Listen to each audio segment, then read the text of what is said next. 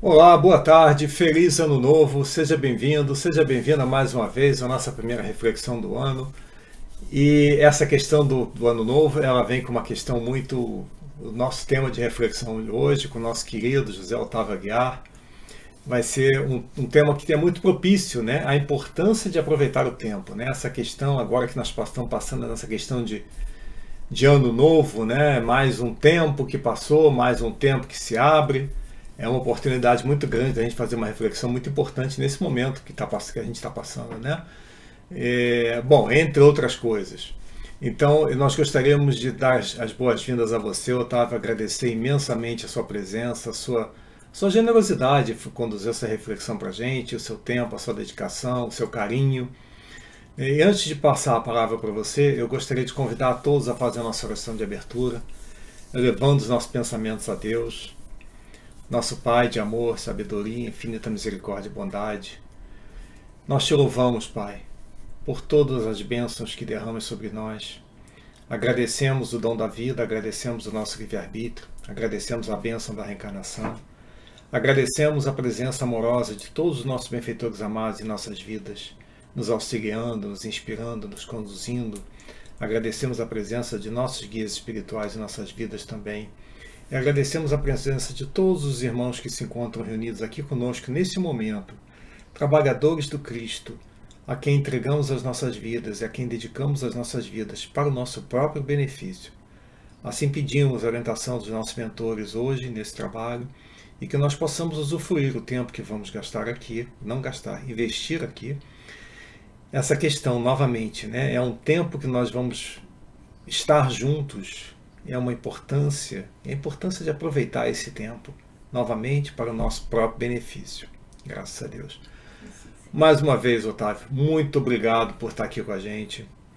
E eu não vou ficar de delongas, não, vou passar a palavra para você. E estamos aqui ansiosos. Bom dia, meus amigos, bom dia a todos os ouvintes. A felicidade é minha de estarmos agora intensificando esse nosso tempo de vida, nesse diálogo, estendendo o carinho dos nossos corações, o abraço aos amigos da Inglaterra e todos aqueles que também que nos ouvem. Estamos numa manhã de sol muito bonita aqui em Campina Grande, na Paraíba, após alguns dias de chuva, então está tudo florescendo, né? Isso é muito bom. A natureza, ela nos ensina com esses ciclos, nos convidando àquelas leis de amizade, de colaboração, de coexistência com os seres, às quais nos chamava a atenção nosso irmão Francisco de Assis, reencarnação de João Evangelista. Foi o mais corajoso dos discípulos de Jesus, a todo momento disposto a testemunhar por ele, sobre ele, e abertamente aquele que esteve sendo mais jovem ao lado da cruz com Maria. Mas como a coragem nos protege, João foi sendo protegido, permaneceu além de todos os discípulos na terra, daqueles que haviam conhecido Jesus, né? Importa que ele fique até que eu venha. E é interessante, depois ele volta com Francisco. Francisco nos ensina sobre esse tempo da natureza, né? Nossa reflexão de hoje, então, eu escolhi o versículo que nos fala que aquele que aproveita o tempo na terra, o faz para Deus. Aí, Alexandre, eu queria que a gente fosse batendo bola, que a gente fosse conversando, né? Você Tá pode ótimo. fazer intervenções à vontade. Pode falar. E uma coisa que você podia é que eu não divulguei o versículo. Você passou para mim, mas eu não divulguei. Então seria bom talvez a gente poder. WhatsApp, eu vou puxar aqui agora, a partir do arquivo. E é interessante, também em Eclesiastes, está escrito que há um tempo para tudo sob o sol, né? Sob o céu. Vamos aqui especificamente, aquele que faz caso do dia, patrão, o Senhor o faz. Romanos, capítulo 14, versículo 6. A carta de Paulo aos Romanos nos ensina algo, nos chama a atenção para algo importante. Se você é bom pai, se a função da paternidade é exercida com intensidade, e para que a gente faça isso, a gente tem que desenvolver aquilo que um grande amigo, que hoje está sendo convidado à paciência depois de um acidente vascular cerebral. Mas ele usava a expressão comigo, sentimento de agoricidade.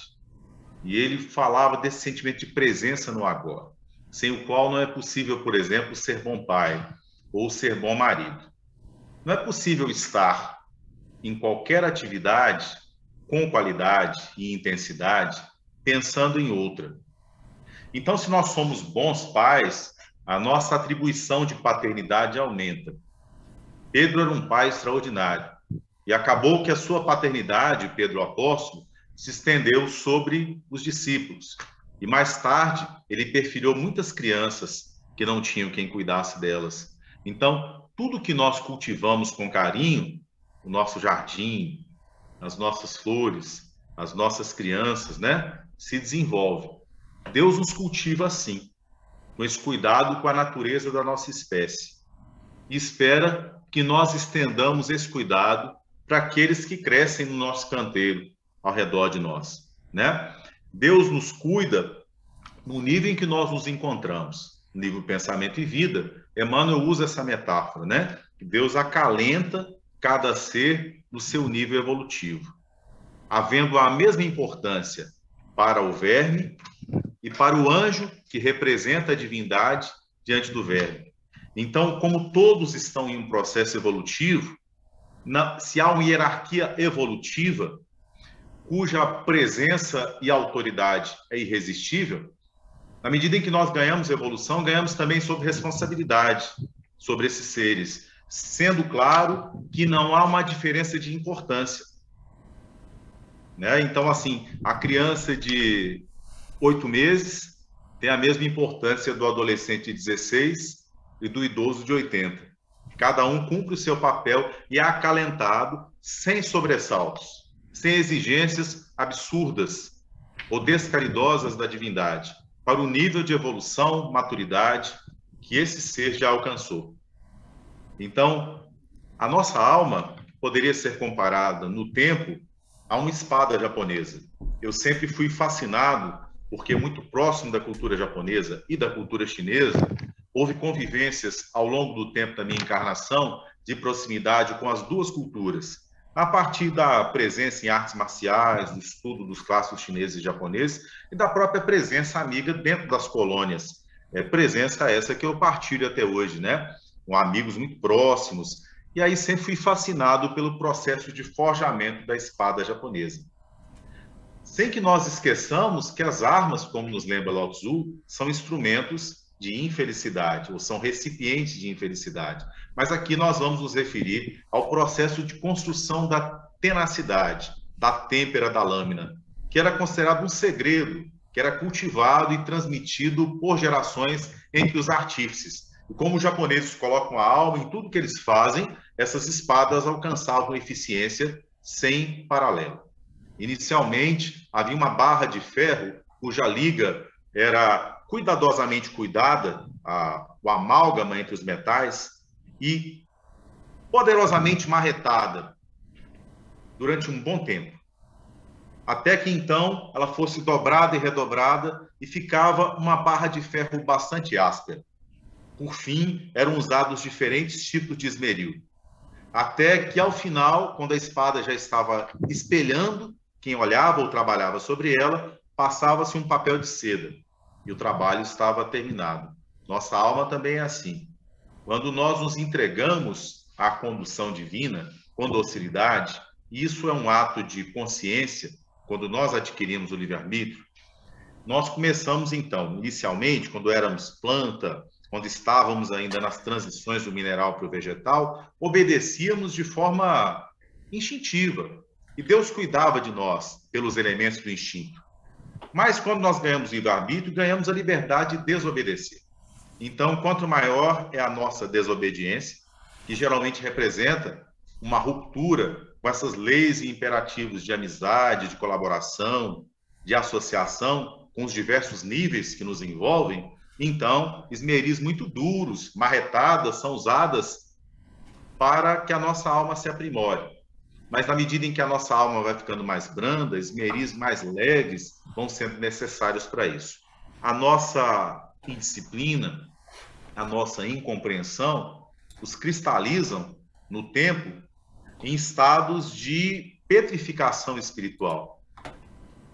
A monoideia de uma máscara de personalidade que mantém uma série de vícios e que mantém o seu nexo ligado a uma série de circunstâncias externas, que geralmente, ou com muita frequência, nós não rompemos com essas circunstâncias, a não ser que haja um ato de maior intensidade. Mas Deus nos acalenta, por tempo considerável, naquele estado de consciência. Então, os processos de vinculação e desvinculação, como está no livro Evolução em Dois Mundos, eles presidem também esses momentos da evolução. Então, quando nós estamos numa circunstância que não favoreça a nossa evolução espiritual, somos chamados à desvinculação de processos que mantinham o nexo daqueles nossos vícios, defeitos mantidos pelo estágio espiritual em que permanecemos, quando já éramos para ter rompido com ele. Então, às vezes, as oportunidades de estudo, de ocupação de certo papel social, né, nos mantêm num certo vício.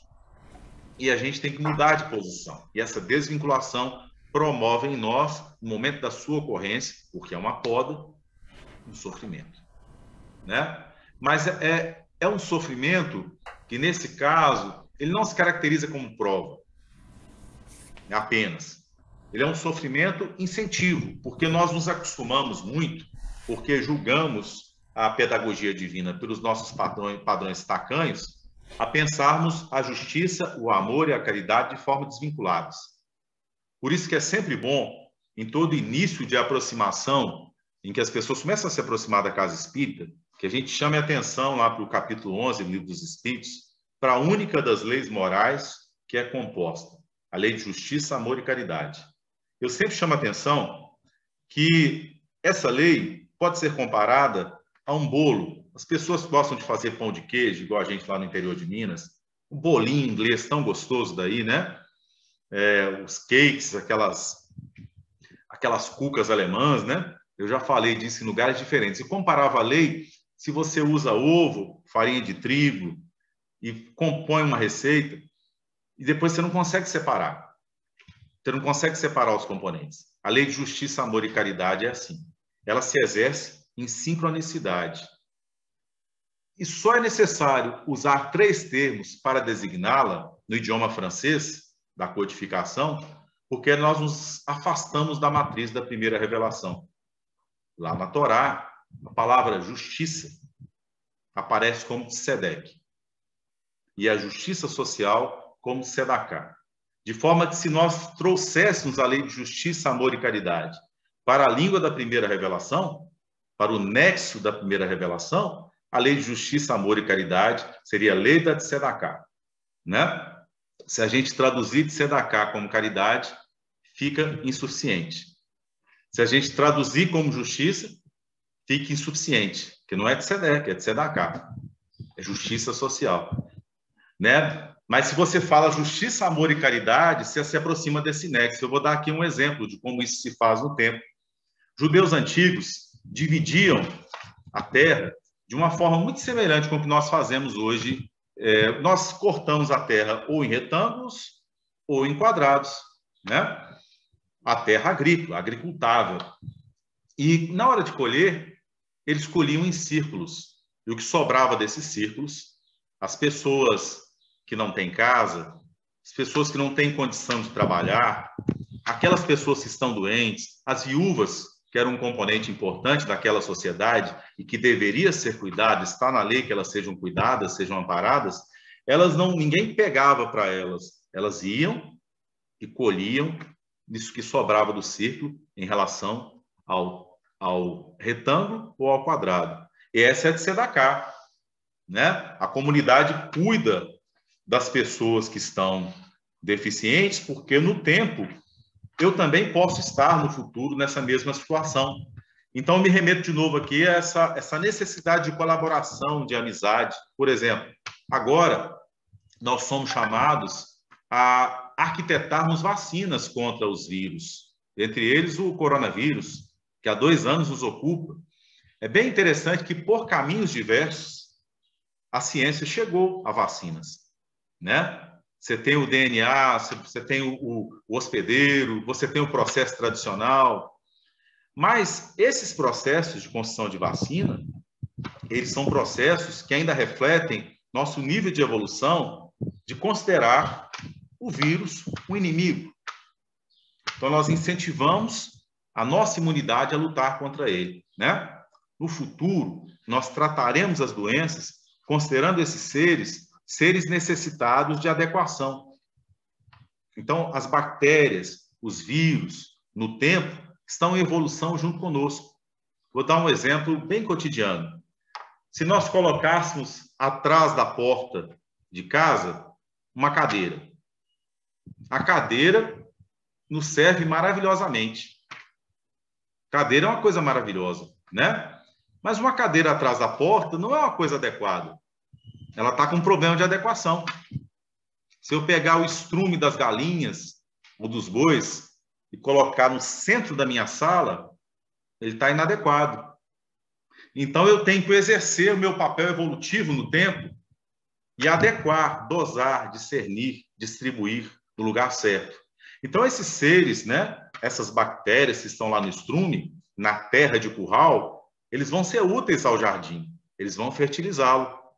Então, o papel da vacina, ainda que de forma ainda agressiva, é o papel de adequar, né? Como nós destruímos os meios naturais em que esses seres viviam, como nós temos uma relação promíscua com eles, nós não respeitamos o seu tempo de evolução, como diz Emmanuel, acalentando cada um deles no seu nível de evolução, nós invadimos os biomas na nossa ânsia de lucro, na nossa pressa, no desejo de acelerar o tempo, que é bem a atitude ariana. Se nós formos lá no livro A Caminho da Luz, os arianos, se sentindo despossuídos dos bens materiais que tinham nos planetas de onde vieram, quiseram construir o paraíso materialmente, no aqui e no agora.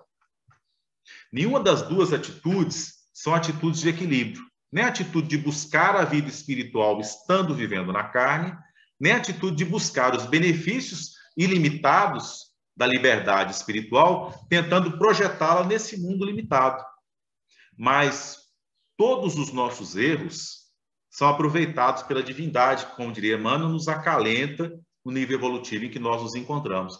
Então, o desejo de evolução material dos arianos, o imediatismo deles, veja, não estou utilizando a expressão como foi utilizada depois dos anos 1940. A gente está no nexo de Emmanuel no livro A Caminho da Luz. E a gente está falando dos povos que formaram o planeta Terra. Então, se os judeus, dentre todos eles, eram o povo com o maior grau de espiritualidade, de conhecimento espiritual, mas também o mais endividado, ele tinha experiência com a espiritualidade e com a religiosidade, né?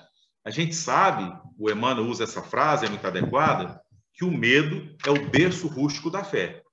Por isso, a primeira revelação, muito caracterizada por uma ideia de respeito, por um Deus cuja característica da lei é destacada enquanto justiça, para que mais tarde nós percebêssemos que essas características elas são entrelaçadas, da justiça, do amor e da caridade, né? No caso dos arianos, eles envolvem a técnica de controle do mundo material, desenvolvimento de tecnologias, né? Às vezes agressivas demais. Então, toda a potência humana, se a gente pensar em velocidade de tempo, se ela é exagerada, ela acaba sendo destrutiva, mobilizando em nós o discernimento de adequarmos, né? Assim como fazemos com o estrume, assim como fazemos com as bactérias. Sim, Alexandre?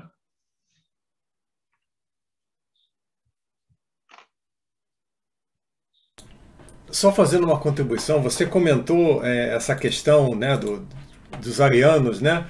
Isso me remete como você falou em tempo, né? Isso me remete imediatamente ao tempo em que nós estamos vivendo, né? Porque nós nós satisfizemos as nossas necessidades materiais, nós, vamos dizer assim, estamos de estômago cheio, mas de espíritos vazios, né? Então nós vemos hoje essa questão toda da depressão, da questão do aumento do suicídio, porque a gente correu, encheu o bucho, né? Encheu o estômago, mas esqueceu o quê, né? Que na verdade nós somos seres espirituais e a nossa necessidade de alimento antes da material é a necessidade espiritual. E aí você comentou essa questão e veio para mim veio assim muito forte essa questão do tempo, né? De como isso é uma coisa de hoje, do tempo desse momento que a gente está. É interessante que é o auge da civilização ariana, né? No sentido de que a chegada deles à Terra desenvolveu a técnica. E a ideia de que eu acho a própria ideia de welfare state, a ideia de estado de bem-estar social, no nexo de origem do conceito, e eu acho o conceito muito bom, não vem aqui qualquer apreciação ruim sobre o conceito, né? Mas a ideia, se a gente pegar, por exemplo, as constituições inglesas, a Constituição norte-americana, né? Vida, liberdade, busca da felicidade. Olha que interessante, né? Looking for happiness. E a felicidade, no nexo do século XVIII, é uma categoria importante e seria de se perguntar, o que é a felicidade? Bom, para muitos deles, que viviam com fome, que não tinham liberdade política, era encher a barriga. Então, é como se, assim, nesse nexo aí, todas as outras necessidades humanas desaparecessem. Por quê? É um povo centrado na ideia de transformar o mundo material. Os judeus, eles já têm, o problema deles foi outro. Mas a vida espiritual judaica é profunda. Eles estão calcados na primeira revelação, na cepa verdadeira da vinha, que está lá no começo do livro dos Espíritos, né? Então é interessante, o vinho também no nexo judeu, quanto mais tempo ele passa, mais ele se encorpa, melhor ele fica. Né? Então, o Emmanuel fala assim, o tempo não respeita em nós as edificações que ele não ajudou a construir. Então, assim, o tempo dos arianos chegou ao fim. Eu não estou falando em extinção de ninguém, né? Eu estou falando que cada povo é chamado, num ciclo planetário, a uma tarefa. Então, nós chegamos assim ao auge do desenvolvimento material, mas o nosso coração está vazio. Vejam, eu fiz um comentário sobre a justiça social, sobre a Tzedek e sobre a Tzedakah, e chamei a lei de justiça, amor e caridade. A gente poderia se recordar aqui também, quando as questões sociais são levantadas no livro dos Espíritos, os Espíritos nos dizem que uma verdadeira sociedade cristã não haveria pessoas despossuídas, que umas cuidariam das outras, né? Vejam que os judeus pensaram nisso. A sociedade capitalista, ela acaba se esquecendo disso, no afã de produzir materialmente, né? Isso cria uma ideia de aceleração do tempo. E, ao mesmo tempo, esse tempo acelerado da produção é um tempo que se esquece da morte, como se quisesse exorcizar a todo momento a ideia do envelhecimento e da morte. Então, desde o século XVIII, a gente pode pegar aqui o exemplo, por exemplo, Napoleão Bonaparte, que foi general aos 19 anos, é a ideia de que ele é bem representativo desse momento, né? Dessa sociedade burguesa que chega ao poder e faz as suas revoluções, e do que vem depois dela na sociedade de consumo, a ideia de que a vida é um grande shopping, que no shopping ninguém envelhece. As pessoas procuram afastar os sinais do envelhecimento, como se não houvesse belezas específicas em cada idade, né? E o exorcismo da ideia da morte, da perecibilidade, os doentes são afastados em hospitais. O velório é feito à parte, terceirizado, as pessoas que limpam o cadáver, né? E nós não queremos contato. E quando nós nos tornamos espíritas, então, isso é ruim, isso não é culpa do espiritismo, mas é uma atitude que nós acabamos assumindo. Aí que a gente pensa, corpo não tem importância, então aí que eu não vou cuidar do corpo mesmo, eu vou, né? E é o contrário, porque a gente tem que ter gratidão ao corpo. Você vê o Francisco de Assis ao desencarnar, a gratidão que ele tinha ao corpo dele, né? A gente não sabe o tempo que a gente vai ficar encarnado. Então, a gente deve ter o corpo saudável pelo tempo que a gente está encarnado, não por um desejo de estética, besta, né? Por essas ilusões que nós hoje cultivamos e amanhã deixam de ser importantes, mas porque nós precisamos de uma eficiência no exercício do tempo, da utilização do tempo, né? Essa eficiência, ela não pode passar por precipitação, que, por exemplo, se na distribuição dos recursos materiais eu cresço muito materialmente, e é isso que acontece com a maior parte das sociedades hoje em dia, mas eu esqueço de distribuir, meu desejo de crescer é tão grande, eu me concentro no mundo exterior e eu não olho em volta, né? Eu quero crescer, mas eu não consigo olhar em volta. Então eu fecho os olhos para a fome, para as necessidades espirituais daqueles que trabalham para mim enquanto eu cresço, ou das minhas mesmo, né? Porque aí a vida inteira a pessoa junta.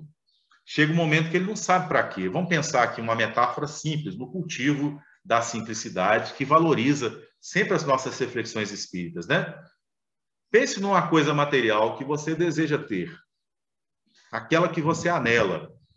Existe prazer nessa coisa material sem que seja compartilhada pelas pessoas que você ama? Vamos pensar o seguinte: você tem vontade de trocar seu carro? Eu gosto muito de tecnologia, eu gosto de carro especificamente, né? E o carro faz muitas benesses, nos conduz a muitos lugares, embora eu prefira o transporte público de qualidade, acho ele muito mais inteligente, polui muito menos, o carro faz muita coisa boa para a gente, nos leva a fazer palestra, nos leva a fazer tarefa social, a gente passeia com ele por um lugar de natureza bonita, né? Mas imagine que você comprasse o carro que você sonha há tanto tempo e no dia seguinte toda a sua família desencarnasse. Qual seria o prazer? Você sempre pensa em levar no carro alguém. Ou você comprasse a casa que você acha bonita e você trabalhou durante muito tempo, ela reflete os seus gostos, os seus desejos, né? Mas você não tivesse ninguém na casa com você. Né? Então, assim, as coisas materiais, elas só têm sentido a longo prazo quando elas têm espírito. E esse espírito passa por uma circulação. A ideia de que as coisas têm uma função espiritual. Primeiro, elas não são minhas. Elas não são frutos de um mérito meu, já que esse mérito é o conjunto de uma série de fatores que o Senhor me proporcionou. Por isso que está lá no Evangelho com o Espiritismo, que geralmente quando as pessoas enriquecem no tempo, ao longo de um tempo, elas se tornam arrogantes, atribuindo esse enriquecimento ao seu bom gênio. E, frequentemente, quando outras pessoas vão, essas pessoas façam o que eu fiz. Como se não houvesse absolutamente nenhuma ação da divindade nas diversas oportunidades que apareceram no tempo. A vida é semelhante a um pergaminho que se desenrola aos poucos. E quando eu falo isso, eu estou destacando o aspecto de surpresa no novo rolo. Nenhum de nós, por mais que saibamos mais ou menos, e vamos descobrindo ao longo da encarnação, quais são os nossos dons, vocações, quais são os desafios, a gente não sabe se o filho vai desencarnar antes da gente. Se amanhã a gente vai descobrir uma doença que dará fim ao nosso corpo físico. Se passaremos por uma grande dificuldade econômica. De forma que segurança espiritual não pode passar pela ideia dos celeiros cheios, mas tem que ser algo que seja imune à maré alta e à maré baixa, né? Então, essa segurança espiritual só vem quando nós agregamos essas conquistas, e elas precisam do tempo, por isso que o Emmanuel fala, o tempo não respeita em nós as edificações que ele não ajudou a construir, né? É quando você, por exemplo, e o jovem tem dificuldade de compreender isso, você vai a uma academia de um sensei japonês de 90 anos. Aí está o jovem de 16 anos, começa a dar aula, 18 anos, e não tem ninguém na academia dele, ou 2 ou 3. E o sensei de 90 anos, ele tem lá 300. O que as pessoas buscam no sensei de 90 anos? Elas não estão buscando uma eficiência marcial. Ele não é um cara que tem uma... Eles estão buscando sabedoria. E isso ele não adquire com eficiência numa sociedade guerreira tradicional, antiga, primitiva. As pessoas tinham que reafirmar a eficiência material, a rapidez de produzir ou segurança ou defesa, né? É assim que você casava, é assim que você protegia a sua prole, né?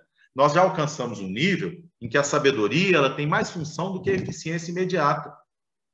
Porque a longo prazo ela consegue gerir os recursos. E a eficiência imediata não pensa no futuro. Tem um grande historiador ambiental chamado Warren Dean, escreveu um livro chamado A Ferro e Fogo, a história e a devastação da Mata Atlântica brasileira. Isso é uma recomendação de leitura.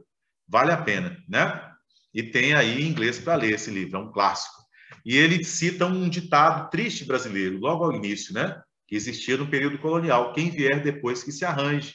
E nós realmente estamos nos comportando em relação ao planeta. Eu volto a lembrar aqui dos nossos impositivos divinos, de amizade, de colaboração com os outros seres em evolução, para que os acalentemos no nível em que eles estão, contribuindo para o seu desenvolvimento. Nosso desenvolvimento tem sido predatório. Então, de forma reversa, vírus, bactérias e ondas de infelicidade, de tristeza, de depressão têm alcançado a nossa sociedade naquilo que ela teria de mais promissor, que são os nossos jovens e crianças e jovens, como previa Allan Kardec no clássico texto do livro Obras Póstumas, né? A loucura coletiva e os suicídios de jovens, porque as coisas materiais não conseguem atender nos países mesmo em que o welfare state se estabelece de forma já sólida durante décadas, em que as pessoas não têm necessidades materiais. Isso não ocorre no Brasil, por exemplo, mas se você for aos países nórdicos, ou mesmo no Japão atual, você tem um nível de suicídio considerável, que as pessoas perderam o sentido do esforço, que o esforço para conquistar coisas materiais só tem sentido quando ele é acompanhado de um projeto coletivo. Se você cultiva o seu ego, haverá um momento da decepção com a própria persona que você construiu. E um grande vazio invadirá a sua alma.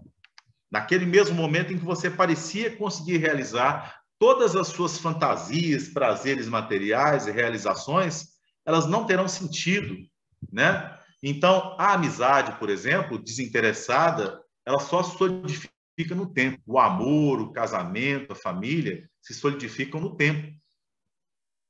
Né? Às vezes, a gente tem a bênção de encontrar alguém na encarnação, se casar com essa pessoa, a gente já tinha construído com essa pessoa ao longo dos séculos anteriores, né? Mas é da lei que a gente não receba na família só essas pessoas. A gente sempre tem. Mas tem aquelas pessoas que nós desviamos e nós precisaremos de mais tempo. Nós pedimos mais tempo com essas pessoas. Todo mundo que desencarna, Alexandre, queria mais tempo. É invariável. Eu não deu tempo de eu me reconciliar, minha mãe desencarnou, eu tinha tanta coisa para dizer para ela, é a tarefa que eu estava realizando. Inconscientemente, nós sabemos que as tarefas têm um conteúdo espiritual. A sua realização não se limita ao sucesso material, né? Mas uma conquista espiritual. Então, a educação de um filho, para além do sucesso de conseguir formá-lo profissionalmente, né? É a sua reconciliação com ele.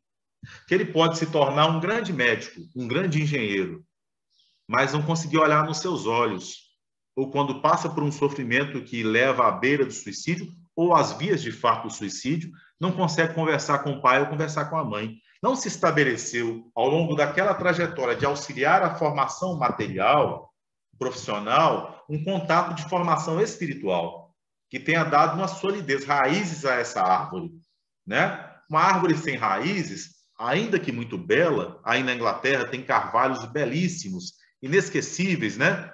Nas viagens que eu fiz para a Europa, eu vi carvalhos belíssimos, e às vezes alguns deles estão podres. Então, durante a estação chuvosa, a raiz está podre, ele fica até bonitinho, mas logo depois vem o vento e derruba.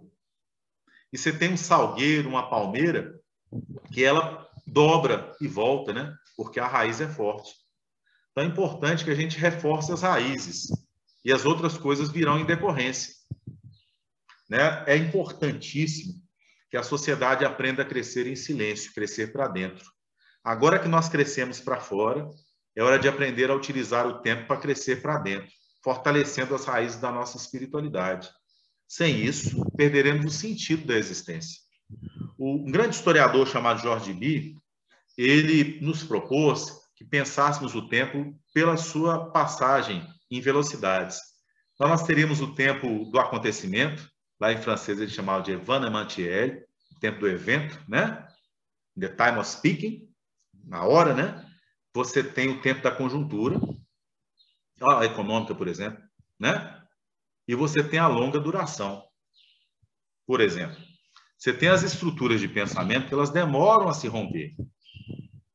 Tem uma colega lá na universidade, ela divide o gabinete comigo, e ela estuda história indígena. E ela foi a uma sociedade indígena daqui da Paraíba e ela havia encontrado um documento do século XVI. A Paraíba demorou 100 anos a ser conquistada. A Paraíba tinha contato com os franceses, o estado da Paraíba, onde eu estou agora. E nessa conquista, havia uma aldeia dos índios potiguara, os portugueses chegaram lá e cortaram os pés e as mãos dos idosos e das crianças. Né?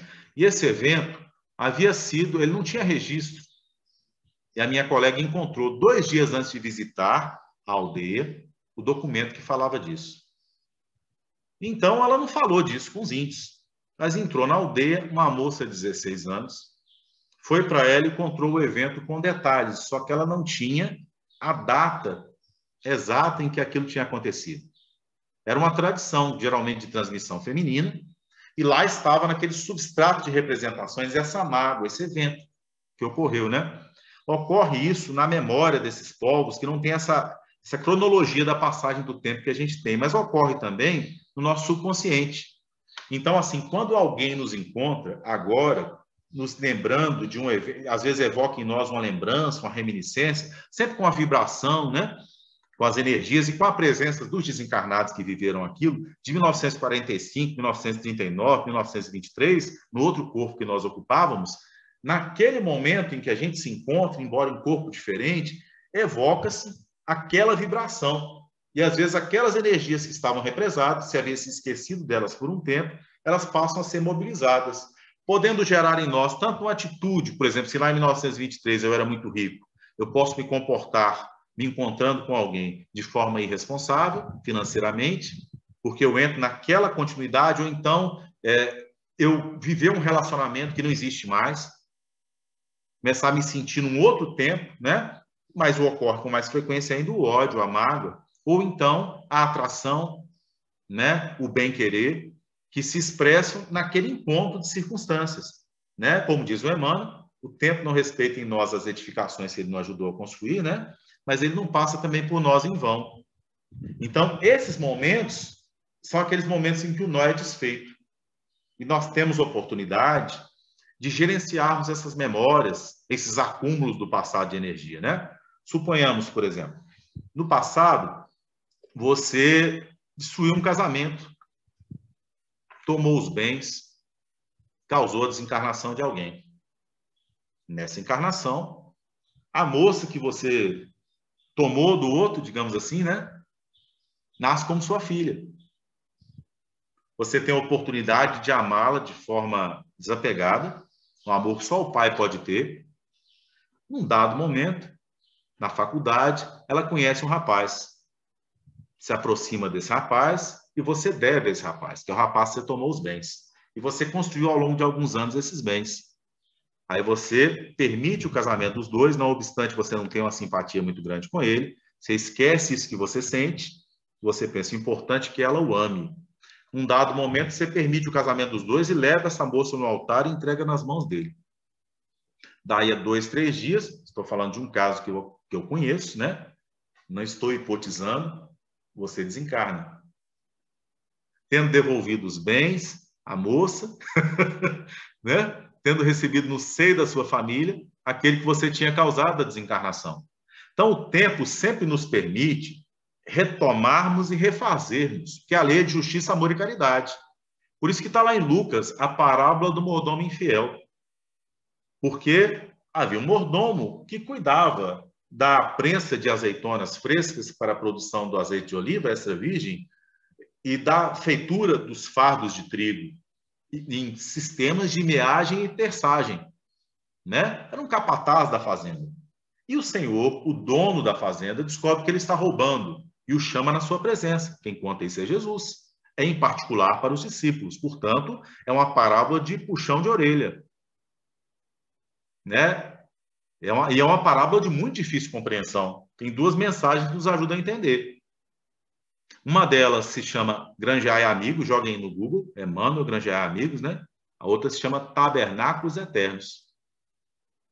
Emmanuel Francisco Cândido Xavier, psicografia, Granjear Amigos, a outra se chama Tabernáculos Eternos. E o Emmanuel fala o seguinte: como é que são obtidas as riquezas, geralmente, no tempo aqui na Terra? Geralmente por expropriação, enganação, guerra, estratégia, né? Mas aí entra a lei de justiça, amor e caridade. A primeira oportunidade que a gente tem quando descobre quem está roubando, por que está roubando? Porque você está usando algo que era para ser coletivo para você só. Como é que é o mal? Qual é o conceito de mal do espiritismo? É o bem só para mim e só para os meus. Só Deus é capaz de fazer o bem para todos, isso é certo.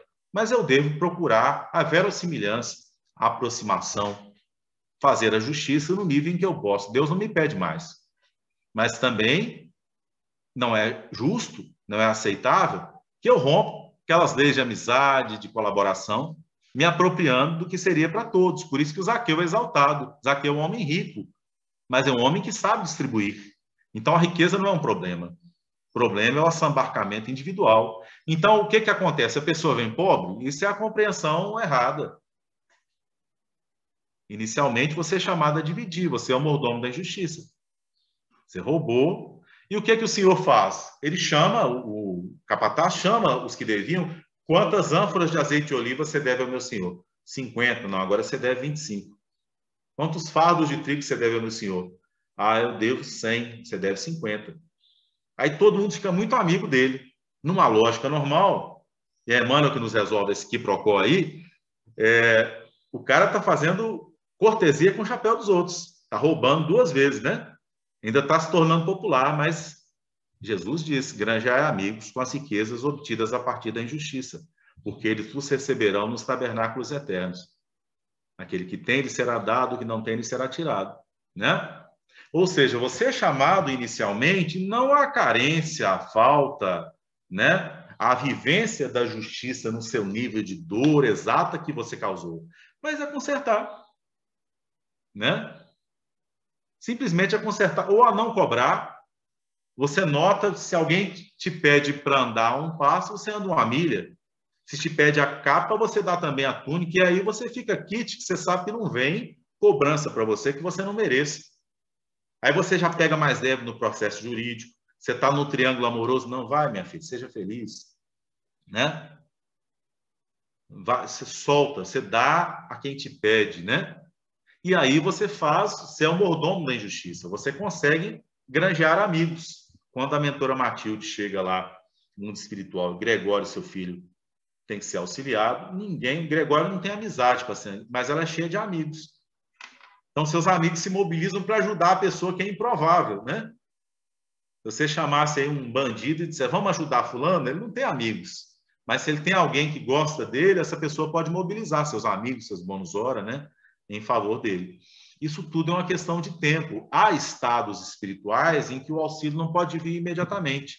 Quando a gente não aproveita essa oportunidade de refazer, a gente volta e tem que entrar em contato com o senhor sofrimento, com a senhora dor, né? Aí elas vêm no seu aspecto mais cru. Mas houve oportunidade antes de distribuir. O problema são esses condicionamentos que o tempo causa em nós de respondermos sempre da forma egoísta. Quando a gente ganha o livre-arbítrio, a gente aprende a renunciar. E sempre a evolução espiritual se faz quando alguém que poderia se vingar não se vinga. Eu estou falando aqui de forma bem simples, mas geralmente é assim. Se você causou a desencarnação, se alguém te causou a sua desencarnação, frequentemente, você na frente dele, num bar, passou a mão na sua mulher, você sente um desejo, ele estava bêbado, sente um desejo de revide, né? E geralmente é uma coisa bem abrupta assim, e que naquela hora te faz sentir uma raiva desproporcional à circunstância. Porque é o desfecho de um movimento kármico do tempo. Se você consegue identificar e cortar o mal pela raiz, cessar o incêndio ali, você dá uma dobra estelar de evolução, Enterprise acelerando, né? Senão, você começa a fazer o cão que corre atrás do próprio rabo. Você volta, matando para ser morto, e o ciclo vicioso continua, né? Então, a gente só rompe quando a gente deliberadamente deseja romper. Nós somos hipnotizados sempre pelos cultivos de ideia que mantivemos no tempo, né? Nós vivemos uma necessidade muito grande, Alexandre, hoje em dia, de vivermos o tempo do agora, independente das formas virtuais de utilização do tempo, né? Há uma ilusão, por exemplo, sobre a sexualidade. A ideia de sexualidade, de tal forma, foi colonizada pela pornografia e pela ideia da sexualidade virtual, que nós não temos mais uma sexualidade individual, entre 2 seres que se encontram presencialmente, cada vez mais, e os problemas sexuais que se vivem hoje em dia são muito resultantes disso. As idealizações dos relacionamentos, as idealizações dos casamentos, as idealizações das sociedades. Precisamos limitar o nosso tempo de exposição virtual, para que possamos dosar, discernir, separar, e voltarmos a sentir a voz das pessoas, a presença, olharmos nos olhos, para conferirmos intensidade à experiência do tempo, para que a experiência da desencarnação não nos encontre distraídos, porque dentro da experiência de uma sexualidade idealizada, de um relacionamento idealizado, né, de uma paternidade e de uma maternidade idealizadas, nunca as relações concretas serão suficientes. Isso também gerará para nós uma eterna insatisfação. E esse é o sentimento de vazio, contra o qual, se nós pegarmos lá o grande Viktor Frankl, né, a sua experiência do campo de concentração e depois na sua filosofia e a sua psicologia construída pós-campo de concentração, ele reflete sobre isso, né, a necessidade de conferir um sentido à vida. Ora, as coisas exteriores não são suficientes para nos conferirem esse sentido maior. De forma que todo estado de bem-estar social, todo atendimento das demandas exteriores serão insuficientes para nos conferirem felicidade. Assim que nós alcançarmos a compra de um carro, idealizaremos o outro da propaganda, né? E sempre ficaremos buscando formas estéticas físicas mais aprimoradas, assim conseguimos olhar para o coração das pessoas, demandando então a experiência da cegueira durante uma encarnação. Durante um tempo, seremos convidados a observar os outros com os olhos espirituais. Né? Se as relações do erotismo, da sexualidade, da atração ou da amizade ou de quaisquer outras associações se fizerem pela idealização, nós nos enganaremos com muita frequência. Então, as separações do casamento, as insuficiências das relações de paternidade e maternidade serão muito maiores, porque nós viveremos idealizações. A romantização do relacionamento amoroso não é desejável. É importante que a gente entenda, eu ouvi essa frase de um grande japonês chamado Masaharu Taniguchi, eu li na verdade, né? Ele dizia assim, o amor é aquele que permanece mesmo após conhecer a realidade a fundo. Então, o amor não é uma atitude de não olhe para cima, né? Não é uma atitude de negação. A gente está vivendo coisas atualmente, é bom que a gente fale do tempo e da realidade atual, né? Pessoas que assim, a mãe está na cama nas últimas, a pessoa faz uma dancinha no TikTok, sabe? Isso são sintomas. Ou então, você tem o vírus se disseminando, a necessidade de isolamento social, de vacinação, e a pessoa te diz assim, vamos pensar positivo? Né? Você está sendo negativo quando você descreve a realidade de forma científica, quando você toma medidas profiláticas, né? E as pessoas costumam chamar isso de positividade negativa, que é um descolamento da experiência do concreto e do real. Não pode haver sentido positivo e ativo para a vida que não seja convivendo com a realidade de forma intensa, né? João Evangelista é um exemplo disso para nós. A vida inteira tem uma música do Gladstone Lage que diz assim, testemunharei por ti, seja onde for. Ele era chamado filho do trovão, né? Porque João dizia a verdade. Dizia a verdade, gostou, gostou, não gostou, não gostou. Sou cristão mesmo, né? Estou aqui por Jesus, quer me matar, me mate, me torture, mas eu estou aqui por Jesus.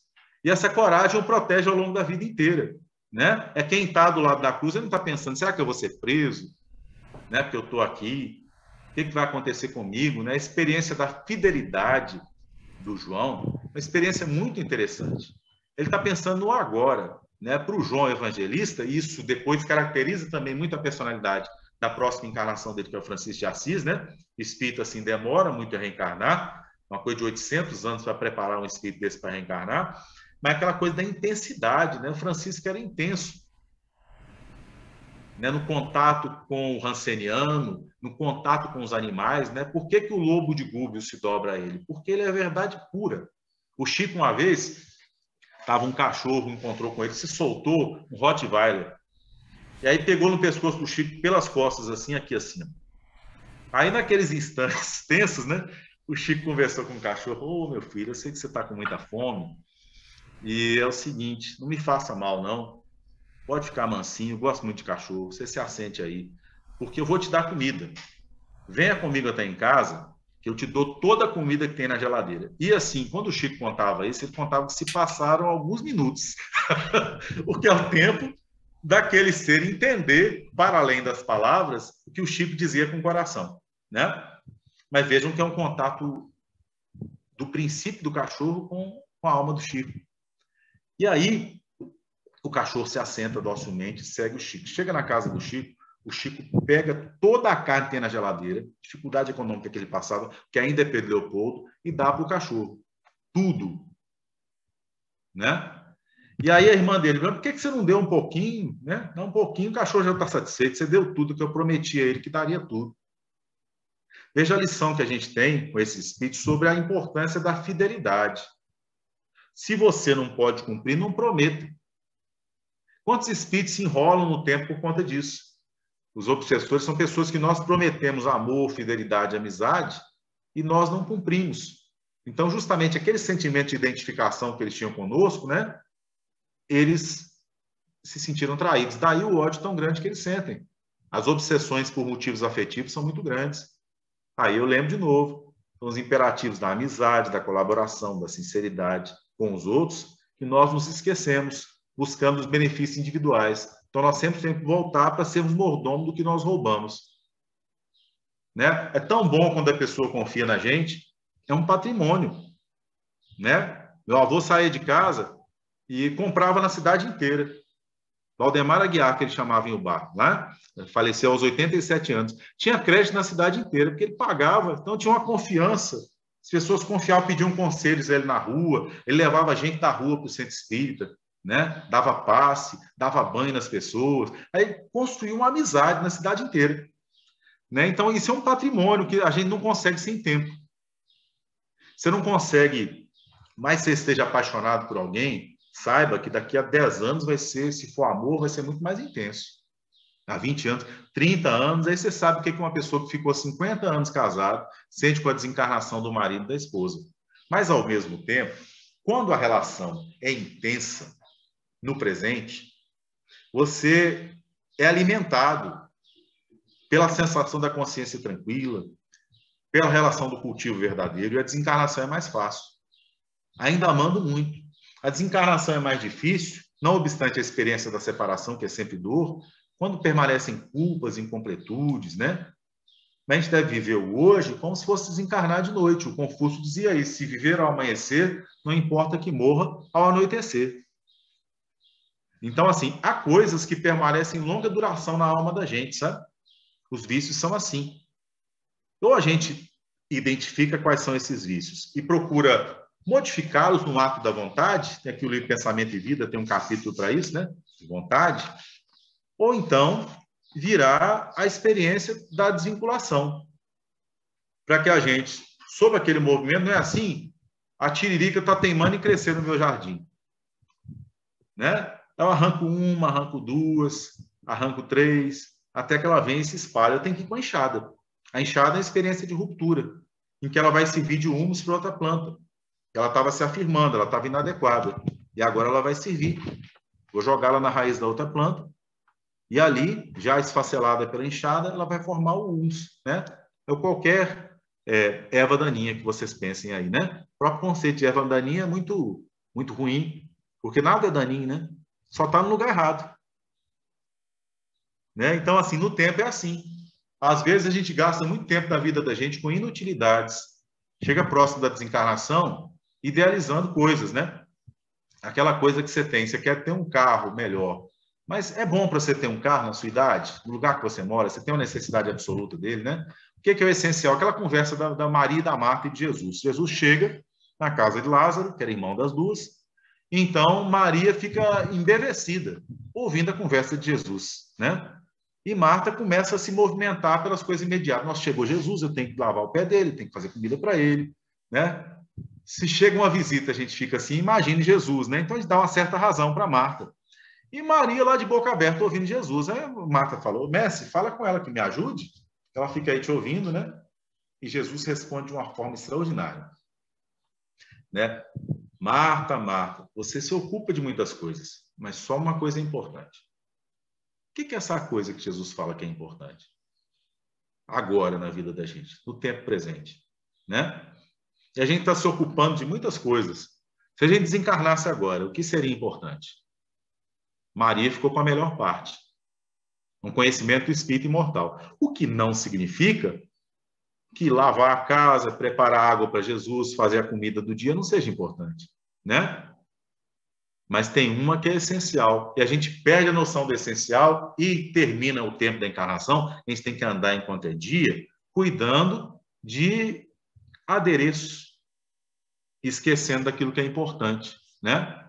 Por isso que a experiência de dedicar-se na vida a uma obra é uma experiência de intensidade de encarnação. É importante que a gente tenha um foco. No começo desse ano, a gente coloque metas, né? Porque até o vento tem uma direção.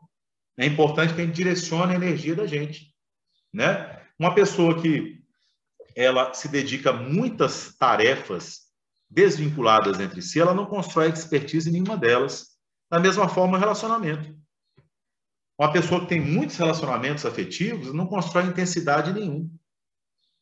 Ela não constrói para a vida eterna, nada que permaneça, né? Então, eu tenho trabalhado muito isso em mim, sabe? Eu tenho uma dedicação lá aos idosos de Cajazeiras, aqui na Sociedade Espírita Joana de Ângeles. Eu faço tarefa em muitos lugares. Faço palestra em muitos lugares do planeta, no Japão, né?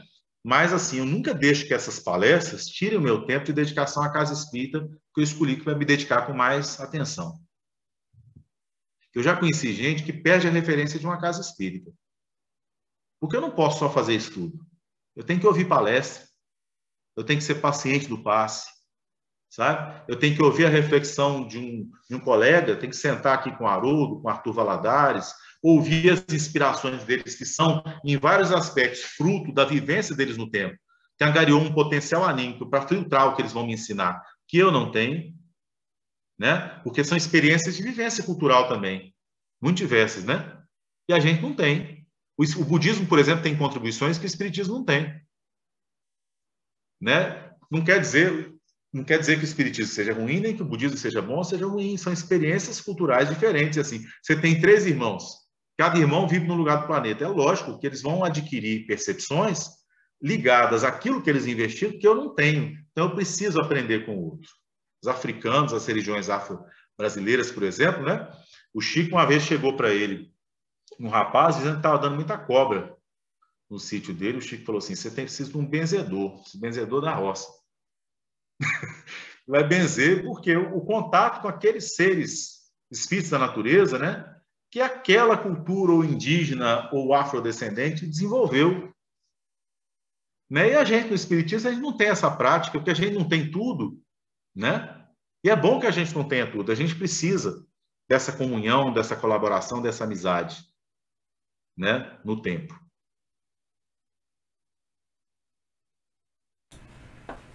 Eu tô achando que você está querendo encerrar o tempo. Vocês que dizem. Eu acho que você tem abordado comentários extremamente relevantes e que nos levam a reflexões muito, muito profundas, né? Essa questão do tempo, existe o tempo para tudo, né? Essa questão de Marta e Maria, essa questão como você colocou, de conseguir um bem material, né? Uma coisa que nós almejamos, desejamos. E não precisa ser um bem material, pode ser um sucesso de outra forma também, né? E a gente esquece a experiência de Maria nessa questão. Né? Você colocou ali a questão do sofrimento, quando a gente... Você falou em duas situações que me lembraram uma questão do Livro dos Espíritos, que é a questão 1009, que fala de punições eternas, e a resposta de Paulo, 2 parágrafos dessa, eu até abri aqui, e com a sua permissão eu gostaria de ler, quando Paulo fala, né, quem é com efeito culpado. O culpado é aquele que, por um desvio, por um falso movimento da alma, se afasta do objetivo da criação, que consiste no culto harmonioso do belo, do bem, idealizados pelo arquétipo humano, pelo homem-deus, por Jesus Cristo. Esse é o culpado, né? E que é o castigo? É a consequência natural derivada desse falso movimento, uma certa soma de dores necessária a desgostá-lo da sua deformidade pela experimentação do sofrimento. O castigo, isso é lindo, o castigo é o aguilhão que estimula a alma, pela amargura, a se dobrar sobre si mesma e a buscar o porto de salvação. Aí continua, né?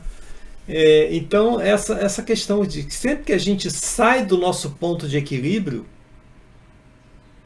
nós mesmos começamos a nos sentirmos de alma vazia, né? Estômago cheio e alma vazia. E quando a alma está vazia, quando a gente está em conflito com as leis de Deus que estão gravadas na nossa consciência, o que acontece? A gente sofre, né? E aí, tudo isso que você trouxe é uma ilustração viva disso, né? Essa questão a gente consegue uma coisa, a gente não deixa os cantinhos da colheita para o necessitado, né? A gente quer o bem para nós mesmos. É, e aí, né? E o vazio que a gente, né, cria, né? O buraco que nós cavamos em nosso interior. E que E só essa Deus... mensagem que você lembrou é maravilhosa, Alexandre. Ele começa assim: gravitar para a unidade divina, eis o fim da humanidade. Então, assim, a ideia da direção não é gravitar para o ego, não é gravitar para a imagem pessoal, é gravitar para a unidade divina. Tem um jesuíta chamado Teilhard de Chardin que ele diz assim: tudo que sobe unifica, né? Então é interessante também quando ele fala uma certa soma de dores. Não é toda dor do mundo. É Não. uma certa soma, não tem lá no francês, né? Aditivos, do de la ideia, os aditivos partitivos, pelos quais você disse que você quer uma taça de vinho e não todo o vinho do mundo, né? Então, é uma certa soma aplicada no lugar que vai te desgostar da sua fealdade. Vai te mostrar que você estava feio e vai retomar a sua trajetória, né? E é interessante, isso se faz sempre com o tempo. Os gregos tinham duas palavras para o tempo. Tinha o cronos, da qual vem cronômetro, cronógrafo, né? Cronológico, né? Que é esse com o qual a gente lida, que eu falei dessas 3 velocidades, né? Historiadores é o material deles, mas tem o kairos, que é o tempo da oportunidade, né? Que há tempo sobre tudo, para tudo sob o céu, lá do Eclesiastes, né? Então é interessante, a oportunidade é a soma de circunstâncias nas quais você pode, se assim o desejar. Agora isso é importante, porque por um tempo é se assim o desejar. Caso você demore muito, vem alguma coisa e te empurra de fora, né? Mas assim, você tem a oportunidade de acelerar processos evolutivos, né? Essas circunstâncias. A nossa relação com isso é tão ruim que o Cronos, lá no Titã da mitologia grega, né, ele devora os próprios filhos. Veja bem, é a efemeridade, a impermanência das coisas materiais, né? Ele devora os filhos. Então, a imagem que a gente tem com o tempo é uma imagem que briga com o tempo. Isso é importante que a gente rompa isso. A gente use o tempo a nosso favor. A gente se reconciliar com a idade, se reconciliar com a desencarnação, né? O Herculano Pires escreveu um livro muito corajoso. Tem uma amiga minha já passou de 70, eu falo isso, ela sai até de perto de mim, sabe? E aí, o livro dele chamado Educação para a Morte. Eu brinco assim, quando a gente chegar mais evoluído no futuro, não tem no centro espírita aqui, o pessoal fazia antigamente, eu acho que nem faz mais, quando era criança, preparação para o casamento. A pessoa chega à idade adulta, começa a namorar, você começa a aprender sobre casamento, né? E até a preparação para a morte, Herculano propunha. Vamos fazer educação para a morte. Eu estou chegando aqui meus 60, 70, 80, 100. Então, eu imagino que nos próximos 10, 30 anos, posso viver 130, eu vou desencarnar. Então, vou começar a me educar para esse momento, para não brigar com a desencarnação, né? Para eu viver em plenitude. Os japoneses ensinam muita gente sobre isso. Eles fazem um poema na hora da desencarnação, né? Quem assistiu O Último Samurai aqui, tem uma figura lá, o Kusumoto, que ele está derrotado no combate, ele não se refere à própria dor, isso é um ideal estético japonês, né? Ele escreve um poema, vivendo com intensidade aqueles últimos momentos. É o ideal confuciano chinês. Se viver bem ao amanhecer, não importa que morra ao anoitecer. Porque a gente sempre tem o tempo do agora, né? A gente não pode apagar o passado. A ideia de esquecer os momentos do passado, a gente tem que se reconciliar com o passado, dar um sentido a ele, né? Então, o Paulo, nessa mensagem dele aí no livro 4, Livro dos Espíritos, gravitar para a unidade divina, eis o fim da humanidade. Para tal, 3 coisas são necessárias: a justiça, o amor e a ciência. Primeira revelação, segunda revelação, terceira revelação, né? Então, assim, você não vai negar a ciência, você não vai negar o vírus, você não vai deixar de tomar a vacina, né? Você vai entender que ele é um elemento da justiça divina e você vai entender que a vacina é um elemento do amor de Deus. E as 3 coisas se exercem de forma entrelaçada, aspirando a que no futuro consigamos melhor adequação para a nossa relação com a natureza, não tenhamos as doenças que hoje nos atingem, por termos desrespeitado essas relações de amizade, respeito, né? O que nós devemos, o Paulo dizia, eu sou devedor. E nós poderíamos parafrasear aqui o Paulo, não é só dos ignorantes e dos sábios, dos romanos, dos judeus, né? Somos devedores dos animais, dos vírus, das bactérias. Devemos a eles o nosso exemplo, a nossa solidariedade, né? Nossa capacidade de usarmos a nossa inteligência para bem alocarmos, né? Um animal, ele mata para sobreviver, né? E, assim, tem uma mensagem muito bonita do Humberto de Campos, que começa contando sobre o Natal, que nós atravessamos há pouco tempo agora, sobre 3 rabinos que conversam sobre a desnecessidade do excessivo consumo de carne, devido a esse respeito que nós temos que ter pelos animais, né? Essa semana aqui no Brasil, houve um incentivo numa campanha para que um dia na semana as pessoas deixassem de comer carne. Isso gerou uma revolta muito grande nos produtores de carne, mas é uma campanha maravilhosa, né? No futuro, realmente, isso nos diz André Luiz e tudo mais, nós devemos nos conduzir para necessitarmos menos sacrificar os nossos irmãos em evolução, né? Mas nós ainda nos revoltamos, que nós achamos que vamos ter menos lucro, que não podemos nos adaptar à modernização dos nossos hábitos para hábitos menos agressivos, né? Então, a gente tem muita ainda a relação de querer o bem só para a gente. E isso é o mal. O mal pode ser agradável para mim, sendo desagradável para outros. Isso é importante entender, né? Eu vou ficar bem, eu vou ficar alimentado, mas eu vou me sentir mais em paz estando mal, sacrificado, mas tendo dividido a comida. Como dizia Djalma, né? Andrade, um grande poeta de Minas, tem uma oração dele para Maria de Nazaré, que uma vez eu vi num livro, lá na Academia Mineira de Letras. E ele diz o seguinte: que eu faça o bem, e de tal modo o faça, que ninguém saiba o quanto me custou. Mãe, rogo de ti mais essa graça, que eu seja bom sem parecer que eu sou. Que o pouco que me des me satisfaça, e se desse pouco mesmo algum sobrou, que eu leve essa migalha onde a desgraça inesperadamente penetrou. Que a minha mesa a mais tenha um talher, que seja minha mãe. Senhora nossa, destinado ao pobre e faminto que vier, que eu transponha tropeços e embaraços, mas que eu não coma sozinho o pão que pode ser partido por mim em 2 pedaços. Fantástico, né? É fantástico. É uma questão que você falou, da questão do tempo, né? Me lembrou logo o quem, né? O Chico, né? Quando ele falou, né? Que é sempre tempo de recomeçar, né? Nós temos sempre o tempo E por falar em tempo, Otávio, tá, o nosso tempo está acabando. Nossa, olha, que alegria, que felicidade poder ter Alegria ouvido minha. essa reflexão tão oportuna, né? E tão em tempo. Né? A gente, como eu acabei de comentar, o Chico falou do tempo de recomeçar, né? O tempo não para, mas a gente conta os anos e isso nos dá uma sensação de que a gente está começando uma nova etapa, né? E que concluiu outra. Então, que essa nossa etapa seja uma etapa com o Cristo em nossos corações e que a gente possa olhar o que é melhor para a gente, como você mesmo colocou muito bem, né? Nós somos espíritos mortais reencarnados. O que é melhor para a gente? Como é que a gente vai usar esse tempo que a gente tem? Né? Comprando aquele bem material que a gente não vai conseguir dividir com ninguém, ou comprando bem espiritual que já é dividido por todos, né? Essa é uma reflexão muito oportuna e pela qual nós somos muito gratos pela condução, pelos tópicos abordados, pelos ensinamentos e pela sua presença, né? Que é sempre muito bem-vindo aqui. O prazer é todo meu, meus amigos. Muito obrigado. Que Jesus abençoe a todas as famílias, todos os corações que nos ouvem agora. Graças a Deus. Otávio, eu gostaria de convidá-lo a fazer a nossa oração de encerramento. Você se incomoda? Faço sim, com prazer. Muito obrigado. Vamos fechar os nossos olhos, levar o nosso pensamento a Jesus nesse momento em que tantos espíritos padecem, com desencarnações pelos motivos mais variados, pela pandemia, pela solidão,